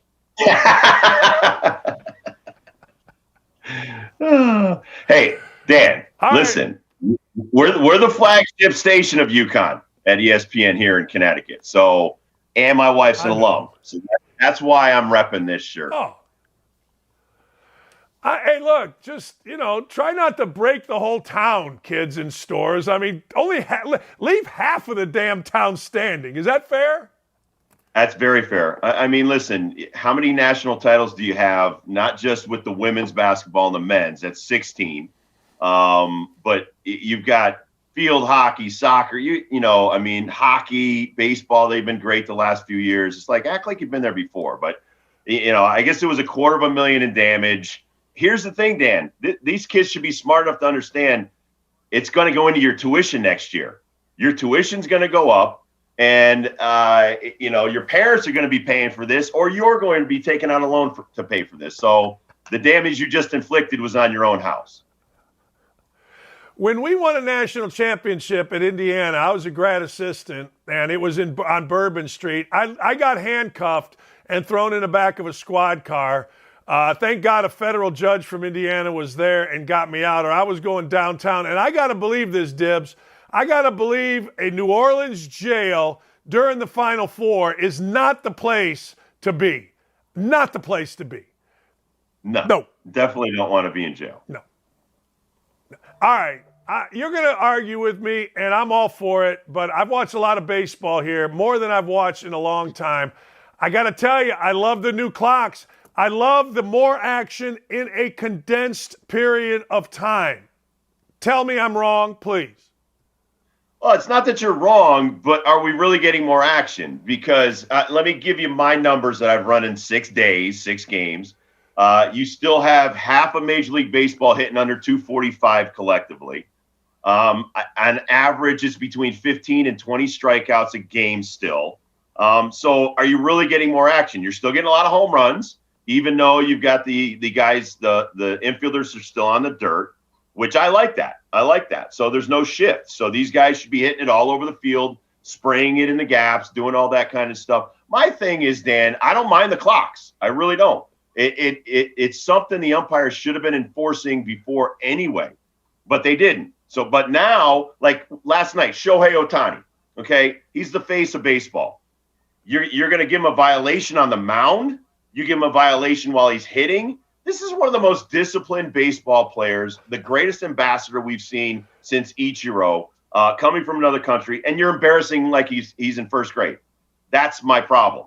Just stop with the, I'm going to go to my wrist, and the umpires stay the hell out of the game. I hate when officials, and I'm sure you being a former coach, hate officials that have to do with the outcome of a contest. So nobody's thrown a pitch, nobody's swung the bat, but you're calling balls and strikes. It's garbage. That's trash. The pitch clock's fine. The bigger bases, all of that stuff's great. More stolen bases, that's great action. I have no problem with that. Stop treating the baseball players like they're children. They're multimillionaires. You threw Manny Machado out of a game. I mean, people are paying big money to go see Manny Machado play baseball. They're not going to see your sorry butt behind the plate, Ron Kolpa, to call balls and strikes. I'm sorry. They just don't. But, if you go to a Yankee game, let's say you're a family of 4, you're going to drop $1,000. Do you think if Aaron Judge gets kicked out of a game, you're going to go home and go, I can't wait to go back to that game? No, I mean, it's just straight trash. So just stop with the treating the guys like 5-year-olds and treat them like men, and then everything should be fine. Yeah, that's an interesting take. I don't have an argument for the treating people and the throwing guys out, because I'm with you. I always thought that, you know what, in college basketball, you should go to 6 fouls, keep the stars in there. But I do think that for me personally, I didn't even know this was happening, Rob. I did not even know this was happening. I forgot about the clock. I did. I swear to God. I just sat down the other day to watch the game. I was tired. I wasn't feeling good. I just started watching. And all of a sudden, I just liked it more. You know, and then a friend of mine texts me. He goes, "Hey, are you watching the Cubs?" I go, "Yeah." He goes, "Man, this clock is great." And I didn't even realize. I just liked it more for me as a fan. I get what you're saying, but I guess I'm looking more of it from a fan. So you're looking more of it from a player. Right. Well, I mean, but I'm looking at listen, it's been in the minor leagues for 5 years. It's in college baseball. You know, Jim Penders is a frequent guest on our show, and they have their rules in place in college baseball. And so, yes, you're supposed to work at a quick pace, but to now, you know, ring a guy up for a strike when there wasn't a pitch thrown, to end a game when there isn't a pitch thrown, that's not, and I agree with Buck Showalter here, and he's a much smarter baseball guy than I. It's not in the spirit of these rules. These rules are for the fans and for the pace of play. As a pitching coach and a coach of 8 to 18-year-olds in AAU baseball, I tell my pitchers, work quickly so your defense is in the game. They're on the balls of their feet. You're a basketball coach. You want guys playing defense on the balls of their feet. So it's all conducive to good baseball and good defense. So this was enforceable rules by the umpires that were lazy, that are making hundreds of thousands of dollars. And now you're giving them a subjective thing where they're like, "Oh, you're not in there in 8 seconds. That's a strike." That's trash. So just stop with that. Have a compromise that, listen, guys, get used to it. Get in there with 10 seconds so that there's no problems when we get to 8 seconds. You know, I mean, so it's kind of splitting hairs here, Dan. I mean, I love it. I love the pace because when we play AAU games below 16 years old, they're an hour and 45 minutes. The game's over. Could be 5 innings, could be 7 innings. When it's 18-year-old, it's 2 hours. It's over because you've got games stacking up on these fields, just like courts in basketball. So for me, I've been doing this for the last 5 years, and I love it because it's fast paced. The guys have fun. The kids have other stuff to do. They can stay focused, and it's not boring. So I honestly love the clocks. But if the umpires had done their jobs the last 10 years, we wouldn't be having this conversation. Yeah, I forgot about that. I coached a lot of youth baseball in the summer times with my kids growing up, and you're right. I'd forgotten that there was time limit on those games, and you're right. I totally forgot. Now, basketball, they do it as well, but baseball, I totally forgot. We'd go to a tournament, and, we're like, hey, let's go, in and out, let's go. Because they're you're right. No, you're absolutely right. I will say this. The one argument, I'm going to the Cubs Rangers game on Saturday in Wrigley, and I don't have anywhere to go, right? So I really, people say, well, where are you going? You go to a baseball game to enjoy it. I totally get that. I do. I get that. I got nowhere to be. Hell, after the game, I'm going to go to the Zebra Lounge downtown on Division and Rush, and I'm going to have a great night, whether I get there at 8 o'clock or whether I get there at 9 o'clock. It don't matter to me. But I do think I don't know, man. As a fan, I'm always the guy that's like, let's go. If we play golf, we're going to play fast. Anybody that plays slow, I ain't playing with. You know what I mean? That's and I kind of think my personality. The players will adjust to it. I love that Max Scherzer is already using it to his advantage. I had problems with the pitch comm stuff. Now I don't. You know why? Because now the pitchers are calling the balls and strikes, are calling their pitches. So listen, I played with guys like Jose Rijo, Dan, that would tell the hitter, here's a fastball coming, here's a curveball, let's see you hit it. I mean, that's the challenging part of baseball that I think people are missing here. I had 2 pitches, and harder. You knew it was coming. And so if you weren't prepared for it, well, shame on you. So I think these guys are really locked in. They know what they're doing. They can hit 105-mile-an-hour fastball. I love Hunter Green, by the way. He's a great kid. But changing speeds is the game. Location is the game. Hitters will always adjust. The great hitters, even the number 8, 9 hitters in a lineup in the major leagues, are superstars. Fearless guys. Look at Justin Turner. Takes 95 to the cheek. First game this season with the Red Sox, he gets drilled in the back. That guy is so tough. I love him. Absolutely love him. So, No, nobody talks about that stuff. You got to be fearless to play baseball, And so we're getting away from the human element. We're trying to do too many numbers. We're trying to do too many bells and whistles. It's all good, but at the end of the day, it's the baseball players these kids idolize. The greatest honor for me, Dan, is being in MLB The Show. Honestly, my players don't even know, Dan, that I played in the major leagues. They just know I'm in a video game. That's the way they look at Coach Rob. So, as far as the way we're doing baseball, I think at the lower levels is amazing. I go to Ripken Baseball every year. It's amazing. You have 5 games in 3 days. You're playing against kids from around the country, so now you know how your talent level is, and it's fun. It's supposed to be fun. And Billy Ripken and Cal, they get it. They'll tell the parents, your kid at 12 is not Mike Trout. Your kid's not Mike Trout yet. He could be. So don't put that pressure on your kid. Let him have fun. I mean, we'll break down practice, and I'm sure you did this in basketball when you're having a bad practice with your team. Stop. You're getting nothing from this. And we'll play wiffle ball. We'll play dodgeball.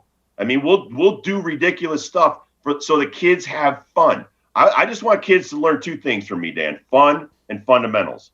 And other than that, I want the next coach to be like, hey, whoever coached you before did a great job. And that's the way I was always taught by my dad. Leave something better than when you found it.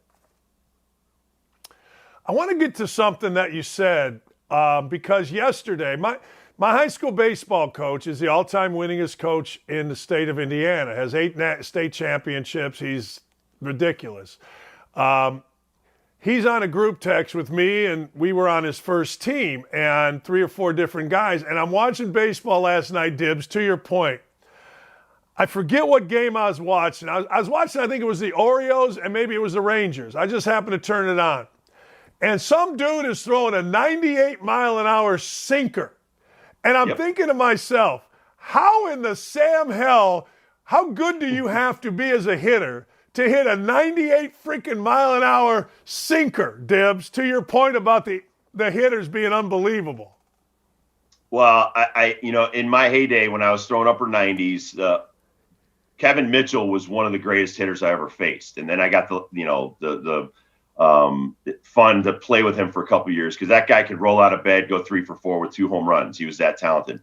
I threw a 99-mile-an-hour fastball away thinking he was going to hit it to right field. Now, if he hits it, it's probably going to be a home run. He hits it dead center, 450 feet, and it's down and away. And, I mean, like it was a wiffle ball. That's how talented these guys are. And that was 30 years ago. So imagine the technology today. We use Rapsodo. We actually got rid of another machine in there because it was too much like a video game.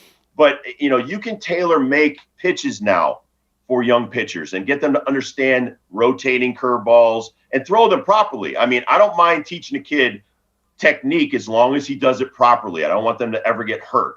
And over the last 25 years, the one thing I've learned a lot about is how players and kids grow, their growth plates, things like that. And you don't want to hurt young kids. So you want to teach them good techniques. That Rapsodo machine's amazing because it tells you, the revolutions on the ball. It shows them the direction of the ball. It shows them the spin of the ball. And it's not just about velocity. It also, you can show them their mechanics. And I'm really big on visualization and getting in front of a mirror to appreciate what you're doing and understand that. And I think, with basketball, you want to teach guys technique and things like that. But baseball is very important to be able to repeat that. So when you're not doing something right, you can make the adjustments yourself. And so the technology is amazing to where I don't think there's any guy in the major leagues right now that can't go back 10 minutes from now and watch video and understand exactly what he's doing right or wrong. Hey, Dibs, I had people tell me that Ichiro is the greatest athlete, but baseball gets hurt by having Ichiro be its face because as, an American viewing public, it's harder because he needs an interpreter. I look at it and I say, wait a second, then watch him play and you're going to see something completely different. Does what a number of people have said to me about Ichiro being the face of baseball, hurting baseball, does that hold any water for you? Well, Ichiro and now Shohei Ohtani, no, not at all. I'm sorry, Ohtani. No, you're fine. Ohtani, You're my fine. fault. But Ohtani. Yeah. both of them, listen, a lot of them do speak English. A lot of Latino players speak English, but because they don't speak it as well as their original language and their natural language, they're not comfortable. And that's ridiculous. I mean, Shohei's amazing. These Latin players are absolutely amazing. More than 30% of the major leaguers right now are Latin American, and they're amazing. And so I think it would do us all. It would behoove a lot of us to learn Spanish and learn Japanese and learn some second languages. But I mean, listen, that guy is amazing. He's so disciplined. The way he works, he'll do quality over quantity. He'll take 200 swings, and if that's what he wanted to do today, that's it. He cuts it off at 200. If it's 1,000, he'll cut it off. They're so structured. And it's something that as Americans, I think we can learn. And the same thing with the Latin American kids. Dan, can you imagine these kids grow up, they have a milk carton for a glove, a rolled up sock with tape, and they're as amazing athletes as I've ever seen.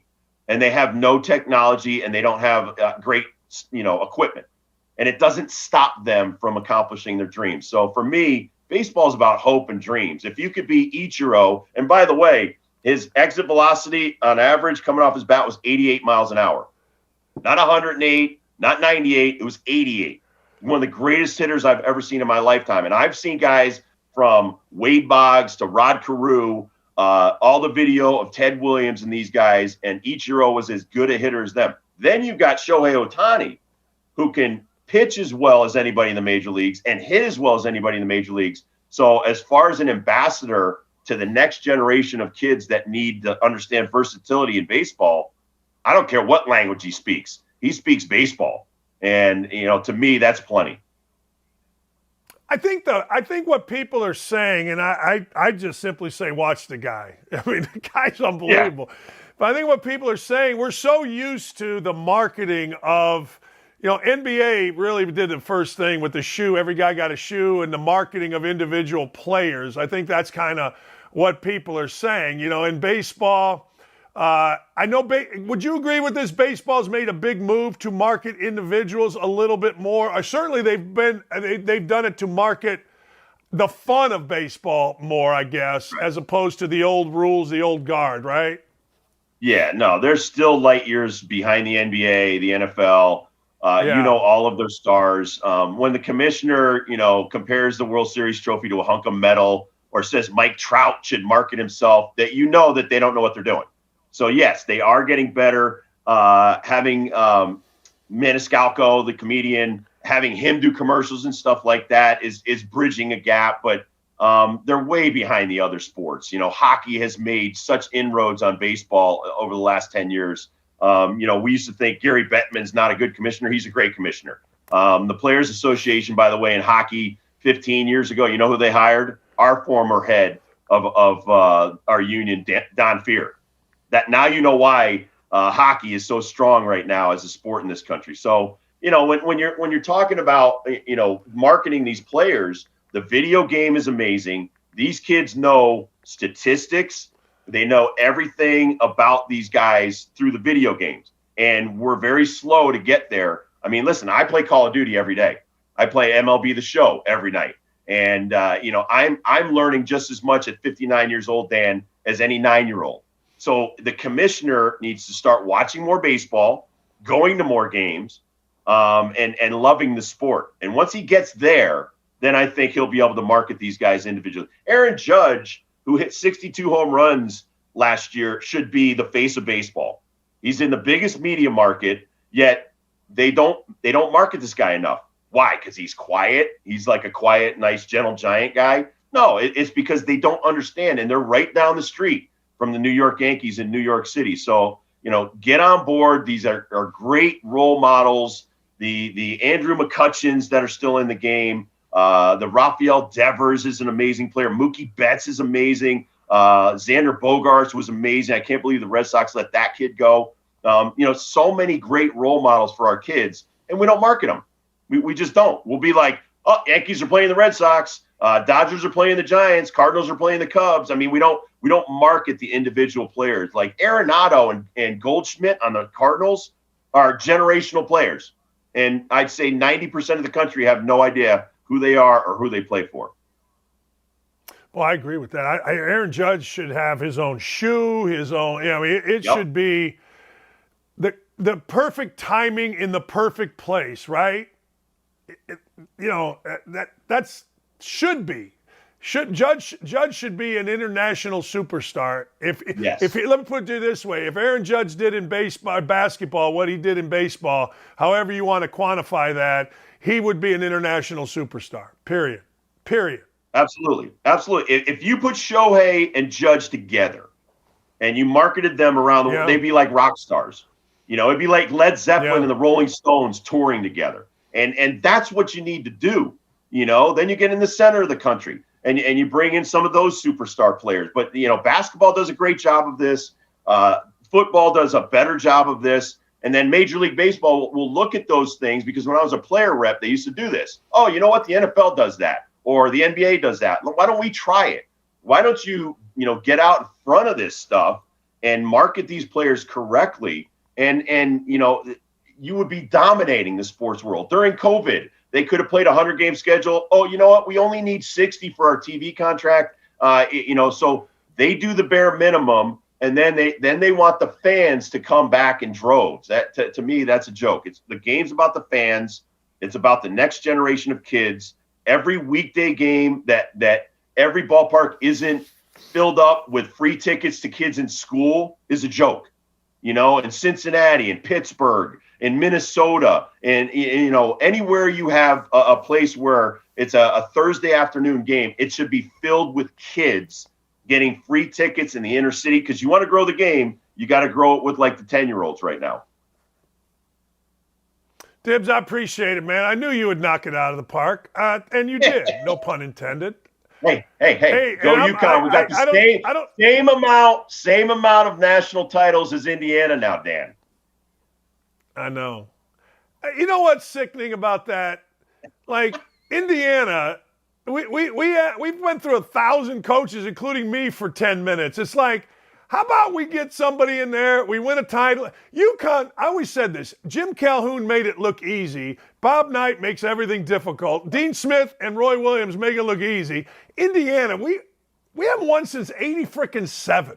87, and UConn, that little frickin' Storrs, Connecticut, that nobody really wants to go to. Well, it's farmland. Let me finish with saying shout out to Bobby Knight, and I hope he's doing better. Love the guy, love Bobby Knight, and I hope that guy stays with us for a long time. Yeah, I wish he were still coaching at 82. Screw it. Wheel him out there. Let's go. I mean, god dang. Son of a bitch. I mean, anyway, I'm swearing now. I don't want to swear. Dibs, I don't know if you heard me, but the whole Reds thing not being in the Hall of Fame is how I introduced you when you were hooking up, and it just drives me nuts. You cannot tell the Cincinnati Reds story without telling the story of the Nasty Boys, Myers and Charlton and Dibble. Hey, Bronson Arroyo, yay, Rod, go fight, win. But you cannot tell the fucking story of the Reds unless you tell it about the Nasty Boys. I'm going to go to the bathroom. Thanks, Dibs. See you, Dan. See you, brother. It's true. How the hell can you have the Cincinnati Reds, world champs with Dibs and Myers and Charlton, and you don't put them in the Hall of Fame? They should be in the Baseball Hall of frickin' Fame. Bah! I got a lot to get to today. I got a lot to talk to you people about here today. I got the damn awards coming up. Yeah, I do. I got the damn awards coming up. I got to check on my bets. I got to see how Harrison English is doing. Scott Stallings is leading the tournament at -1. Patrick Reed is up there. Oosthuizen is up there because he hits the ball great. Nah, we'll be right back. How hard is it to repeat? I have no idea. Never did it. I would argue that it's probably, I would say without a doubt, probably the hardest sport to repeat in.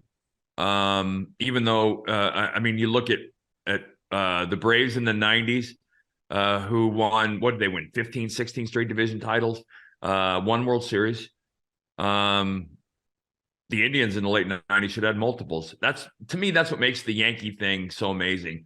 that 97, 98, 99 run, or 98, 99, 2000 run is incomprehensible to me as a player. I played in 4 World Series, blessed to play in 4 of them. 1993, then 8 years later, then 3 years later, then 3 years later. No team that I was ever on come late May had a, in my opinion, we did. Arizona, we got hurt late. Gonzo went down late in the year, and RJ and I were hurt on and off during the season. Or no, 02. We had a good series, but Gonzo got hurt late in the year in the postseason. In 04, we got to the playoffs, or 05, we got to the playoffs, and the White Sox won it that year. We had to play through the end of the season to get in. I remember pitching that last day against the Indians, or against the Yankees, with the Indians needing a win or a loss. But we ended up getting swept by the White Sox in the series. I never got the pitch in, but I can't imagine it. It takes an enormous amount of talent, but probably twice as much luck to avoid injuries and stupid stuff. In the middle of a pennant race and your best player gets brought up on charges of sexual assault, stuff like that. Which in today's day and age, now it's gone to in the middle of a pennant run and your shortstop says something on Twitter and is immediately throttled by the cancel culture. And unfortunately, those are the things. Those are going to happen. And surprisingly, still players are getting caught doing PEDs, which blows me away that people are that stupid. But yeah, if you can avoid that stuff for year after year after year, and these are 9-month seasons, guys. This goes from February to late October if you're a winner. That's amazing to avoid that in a year, much less 2, 3, 4 years. So yeah, really, really hard.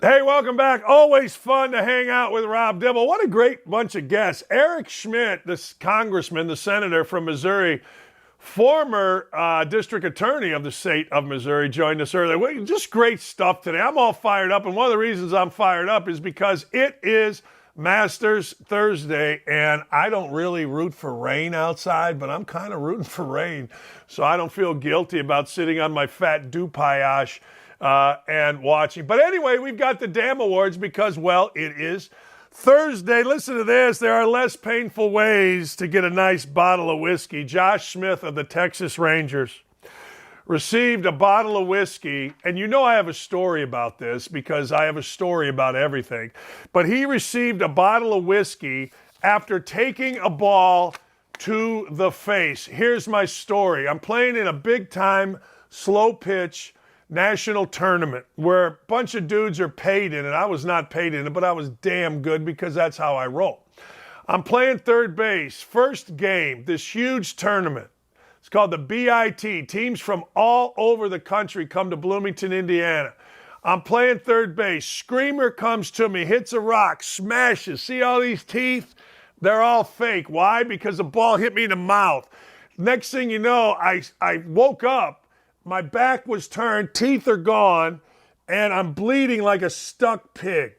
They take me, ladies and gentlemen, to the emergency room where the doctor fixes me up, and he goes, "Hey, Dan, you drink whiskey?" And I go, "Well, not as a rule." He goes, "Well, get yourself a little whiskey and swish it around, and it'll numb it a little bit." My lip was out to here. I got stitches. I got no teeth. It's hurting like hell, but he did what it was supposed to do, and that was what? Dead in the pain. So there you go, Josh Smith. I'm glad to see the pain got deaded. You got a bottle of whiskey. And as always, I give you a mediocre story. And then I came back and played in the tournament because I'm that kind of tough, but I had a hockey mask on. I did. I had to wear a hockey mask playing third because ever since then, I'm not going to lie, I've been scared of the ball. I like this. Hang on a second. Townsend's football coach, Towson State, his football coach has banned cursing during practice. Is that a good move or is that a hardo move? I'm not going to lie to you, that's a good move. Again, I have a story. Coach Knight, a noted swearer. When I was coming up playing basketball in high school, I wonder how many of you, I would drop the big ones. And to the point where the priests at my high school called me in. Now, I knew that we were so good in high school. We were making the school a lot of money. Enrollment was going up. I knew all this, even as a junior in high school. And I knew they had no power over me, frankly. I mean, I hate to say it that way, other than spiritual power. But they called me in about being disgusted about my swearing. And I tried to stop, but I was kind of an anomaly. I would swear, but when I went to the free throw line, I crossed myself. It was very odd. They were upset about that too. I didn't care. It was superstition. But anyway, fast forward to college. Coach Knight one day told me that if I swore again on the court, that I was going to have to run every step in Assembly Hall. I swore I had to run every step in Assembly Hall, yelling as loud as I could, swear words. So I would, under my breath, go, Coach Knight is a... And I was dropping the big ones. I mean, I was dropping the swear words in the middle of swear words, the sentences, but I had to run every stair. And if you've ever been in Assembly Hall, you know there's a balcony. I had to take the elevator up to the balcony and run those too. Swearing has always been a part of my life, but I did get tired of it as a coach. So Townsend's coach, good for you. You get tired of it. You get tired of guys using swear words as kind of excuses. Now, I probably did that, although who knows. So that is not a hardo move. That is a solid coaching move, and I'm down with it. You know I got a story for everything. I'll wear you out. Anyway, let's see. Bam Margera isn't happy about being fired from Jackass Forever, and he wants to step in the ring to fight his, well, now former co-star Johnny Knoxville. Let's hear from Bam. Bam ain't happy, and when Bam ain't happy, ain't nobody happy, baby. Bam needs to be happy, but he wants to throw some hands. Let's go. What do you got? Let's hear it. So, this is not a brand new idea. Knoxville and Tremaine made me sign this basically a death waiver to take 18 medications. It made me a zombie. I couldn't get my dick hard. I couldn't f my own wife. I couldn't stiff muscles, bald hair, fat, weight gain. F you motherfuckers. Jeff Tremaine is too much of a pussy to get in the ring with me. But Knoxville, if I double dog dare him, he says if I double dog dare anything, he'll do it. So, Knoxville, I double dog dare you to get in the ring with me without any boxing gloves so I could ring, 1, 2, 3, let's go. I fuck you up. Let's go. Oh, if you're going to put, then he really gets mad.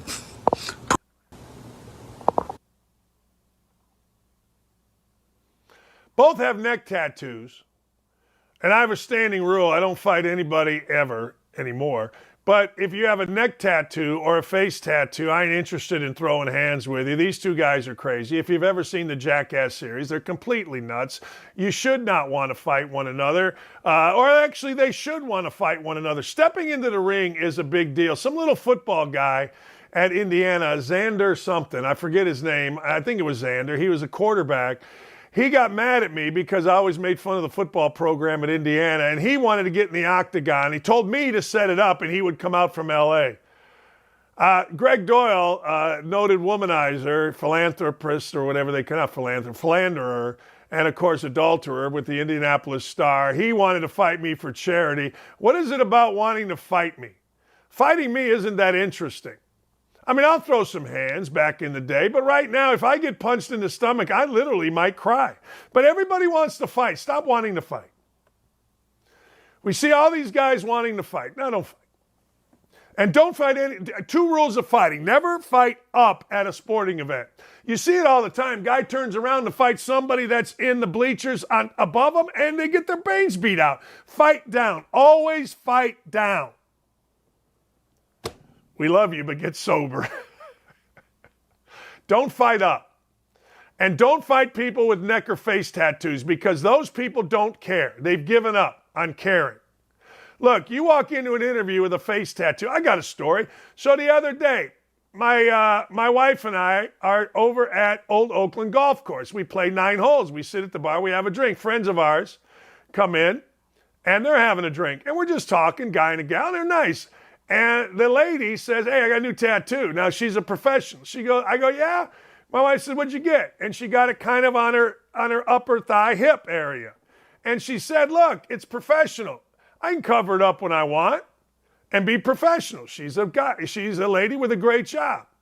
But I know I have it. See, that's somebody that still cares. If you go with the neck, upper neck, and you go with the face tattoo, you're done caring. I don't want to get in any kind of a spat with anybody that's done caring. You know, a friend of mine who used to cheat on his wife with other married women said he only cheated with married women. And I said, why? He goes, because they have as much to lose as me. I go, ah. He was a fairly notable person in the political world in Bloomington, Indiana. But that's what his theory was. You know, as a notable person, he felt like if he cheated with somebody that still cared or didn't have anything to lose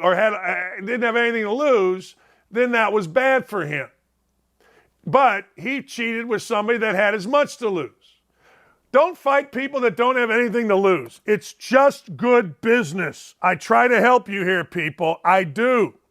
All right, this is idiotic, but idiotic is what we do when we talk about Canadian politicians. Christian Wong Tom, who uses the pseudo pronouns they, them, because she's 2 people, proposed legislation in Canada, listen to this, to criminalize offensive remarks within 100 meters of a drag queen story hour. So what they want to do in Canada is eliminate free speech and turn normal people that would look at a drag show in drag queen story hour in front of, I don't know, little kids and go, well, that's stupid. Well, that's asinine. Well, that's idiotic. Well, how dumb are you? What are we doing that for? You know what I'm saying? So by doing that, you are a criminal, according to Kristen Wong Tam. I thought it was Lee. Kristen Wong Tam. All right, let's roll a video of this clown. Firstly, it enables the Attorney General to create a 2S LGBTQI+ community safety zone to prohibit within 100 meters of the property any homophobic, transphobic act of intimidation, threat, offensive threats, offensive remarks, protest, disturbance, and distribution of hate propaganda within the meaning of the criminal code. It also comes with it a penalty of $25,000 if prosecuted successfully. There's a saying that I used to tell my children, and which is not why I'm divorced, but certainly added to it. What do you hear when you hear mommy talk? Blah, blah, blah, blah, blah. 2 LGBT plus QRXYZ ABCD. That's what we got to protect. How many more initials can you fit? Can we show that again? Can we play that again? And don't listen to the words, because the words are that of somebody that's just ridiculous. But look on the front. How many letters, initials? Now we have numbers, plus signs. This thing here is like a password that would be considered very strong. Look in the front of where this woman is talking about. How many more things can we put on here? Firstly, it enables the Attorney General to create a 2S LGBTQI community safety zone to prohibit within 100 meters of the property any homophobic, transphobic act of intimidation, threat, offensive threats, offensive remarks, protest, disturbance, and distribution of hate propaganda within the meaning of the criminal code. It also comes with it a penalty of $25,000 if prosecuted successfully. Putting guide rails, all right, appreciate that lady for saying that, but putting guides on stuff is not attacking. And walking by and saying drag shows should not be in front of children, that's not attacking, that's just common sense. You know, I listen, everything is about attacking, and what are they doing there? They're taking a moral high ground by saying, well, if you don't support us, you are attacking us. That's not true. That's not true at all. It's not even true a little bit. You know, legislation here in Indiana that the governor signed is basically saying, hey, look, man, you got to be 18 years old before you can transition. Seems reasonable. Maybe saves a lot of people a lot of heartache. Might cause a little bit of heartache, but when your ass got slapped by the doctor, he did not say your life will be filled of nothing but seashells and balloons and happiness. At least mine didn't. And I remember the day I was born.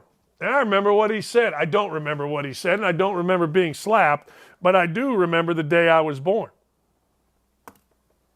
Don't at me about it either, people, because I do. But anyway, so people want to say things like, well, this, if you don't protect us. So now you're not even allowed, according to this lady, I think it's a lady, I'm not sure which one of the letters she fits into. I'm sure there's a bunch there. But according to this person, you're not even allowed to be critical of drag shows in front of kids. Yeah, let's not pass that, Canada. And don't even think about it, lawmakers here, because I'll be in jail, because I'm going to fight against drag shows in front of children for as long as I have a show, which, by the way, we announced earlier, 3-year extension starting on April 1st. So there you go. We shall see what we shall see, but the world is insane. The world is absolutely insane, and that's why we are here. All right. Other than these clowns, who we woke and open today, big boy?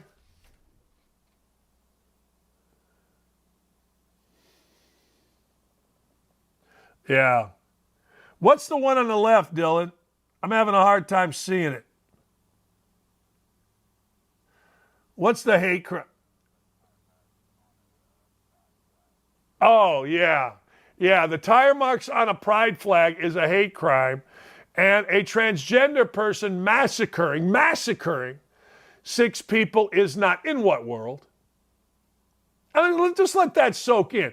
Though maybe the one on the left is a hate crime, but certainly the one on the right is a hate crime. You know, in Indianapolis a few years ago, a couple African-American kids walked up on a couple and killed them. And nobody said it was a hate crime. I'm like, it's got to be a hate crime. Why'd they do it? They didn't rob them. But, of course, everybody got mad at me because I said it on my radio show, which, you know what? So what? Get mad. Of course it's a hate crime. Hey, both of these. But nobody wants to refer to the one on the right, the transgender whatever, shooting up, massacring children, the transgender, sick, twisted jackass, killing 3 kids and 3 adults. That's not a hate crime, according to the idiots that have, I guess, power over us to tell us what we're supposed to do. I'm bitter. I'm mad at this show. I'm mad on this show today. I am. It's going to be a great day. Tiger Woods is playing with Schauffele and Victor Hovland. It's going to be a great day. All right, what's the next one? Why so angry today, Dan? I don't know. Believe in something even if it means sacrificing your genitals. This is not a real ad, Dylan. If you tell me this is a real ad, then I'll be shocked. In my ear, is that a real ad, or did you guys find this somewhere, put it together somewhere?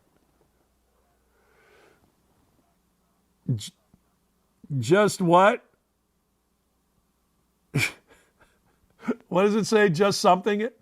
Just snip it. Oh, man. I love the fact that people try to take the moral high ground with this Dylan Mulvaney. I've gotten a lot of criticism, from most of it from who you would expect, fat white dudes and fat white women from Iowa. They're mad at me for some reason because I respect women. I respect women enough to say, hey, wait a second here. Hold on a second here. We got to not have this person acting and being celebrated as a woman until she can show proof. If she can show proof, or he can show proof of 12 menstruation periods during a calendar year, then I'll buy that he's a woman. I'll buy it. But until I see menstrual cycles and menstruation, I ain't buying none of it. Being a woman is not dressing up in play clothes, doing your eyebrows, growing out your hair, pulling it back, wearing a sports bra over your chest and saying, look at me, I'm a woman. But apparently to Joe Biden it is. Apparently to Jill Biden it is. Apparently to Nike it is.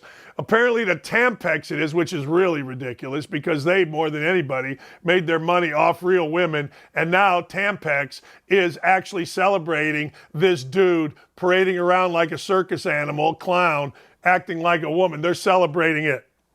No, it's the damnedest thing. Tampax is actually doing it. Nike, we expect stupid. All right, I bet you didn't see this. There's a guy named Kylie Palm, a biological male, pretended to be pregnant and then said he had a stillbirth. He raised money to help with his grief. He attended birthing class with women, some of whom were kicked out of the class for saying he was a man pretending to be pregnant. Can you imagine? I'm sitting there. It's an absolute blessing to have a child. And you're going to birthing class. You're minding your own business. And all of a sudden, some dude comes in there acting like he's pregnant. And you're like, wait a second, this is a dude. It's a freaking guy. What are you talking about? And you get kicked out of the class because you're telling the truth that some dude named Kylie Palm is trying to act pregnant. Of course, had a still baby. What'd she crap out? A big log, dressed it up in hair, and put a little diaper on it? And said, look, this is my baby. Stop it. AKA Kylie Gazelle, fake pregnancy. She claimed to be intersex, which was a lie. And then she claimed she has phantom pregnancies where his body thinks he's pregnant and goes through all the changes except there's no fetus. My God. You know, I got to tell you. I got to tell you. The world we live in, don't be surprised if you read the Bible at all, if God doesn't come down and just blow the thing up and say, screw this. I mean, read the Bible, he's coming. I mean, if you're ever going to come, now's about the time, I think. And I'm not being, it's Holy Thursday. I am not being blasphemous here. I'm being legit. I mean, when we start seriously questioning and changing God's structure, we got problems. And I know they'll be made fun of by people. So what? I'm sure the corn folk will be angry. But my God, dudes are acting pregnant. And then when a lady says, hey, that dude's just faking being pregnant, guess what? She gets kicked out of the class. It's like the people that got banned for saying, hey, look, the COVID virus started in China, in a lab. No, fake news. We're throwing you out. Well, guess what? The COVID virus started in China, in a lab, and somehow that was racist to say. Somehow it was racist for Donald Trump to say, hey, look, we're banning travel from China. I got to tell you, man, that's why I love OutKick. I express my undying love every day to OutKick. Because OutKick lets you talk real. OutKick lets you talk sensible. OutKick lets you express opinion. Can you imagine if I said this on ESPN? Can you imagine?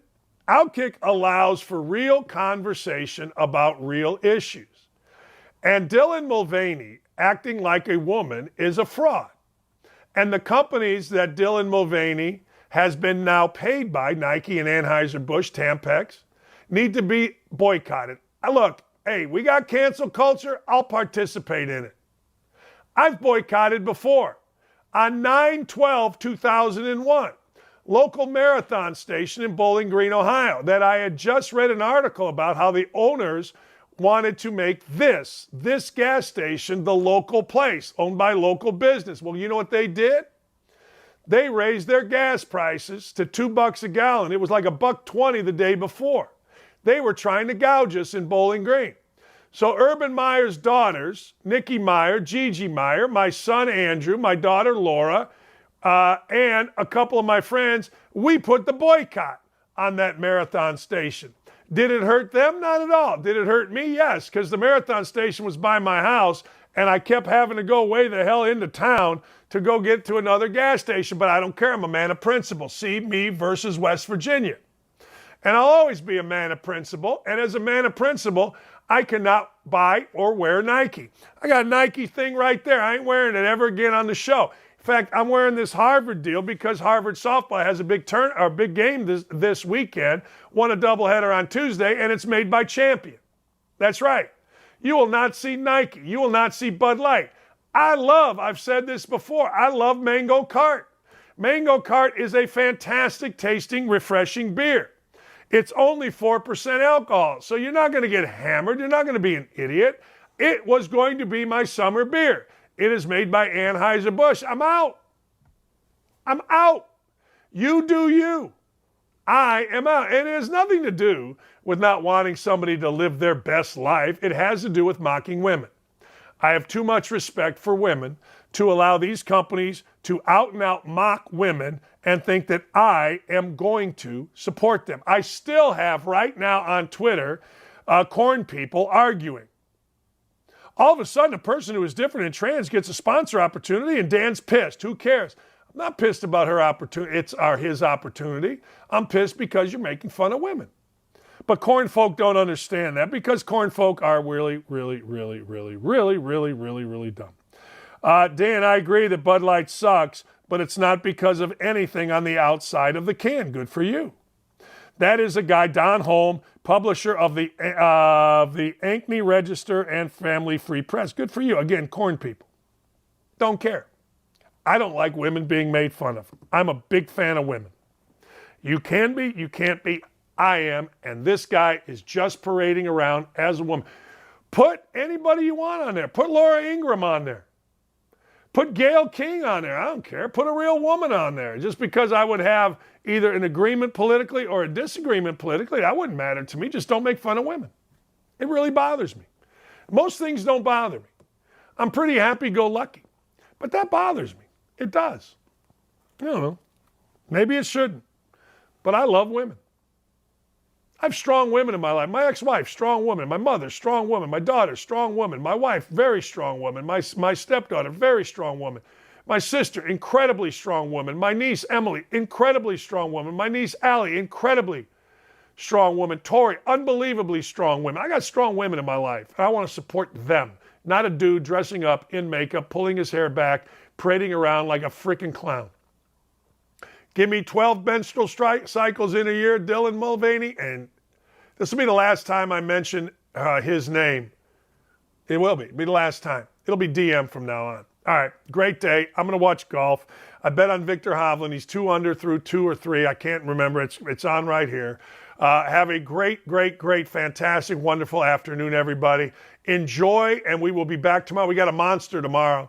Mark Harris is our OutKick golf analyst. He's going to join us, talk about round 1. Urban Meyer is going to join us. We're going to talk about the quarterbacks in the draft, including C.J. Stroud, who, by the way, is coached by Urban's son-in-law, Nikki Meyer's husband, coaches C.J. Stroud. We're going to get into the draft tomorrow with Urban. Have a great afternoon, everybody. As always, Dylan, great work. Ryan, fantastic. Aaron, thank you so much. Haley and Kayla and everybody involved in our show, Davey and Gary, thank you for having us. We'll see you tomorrow. Thanks to all of you on the YouTube chat. Have a great afternoon, everybody.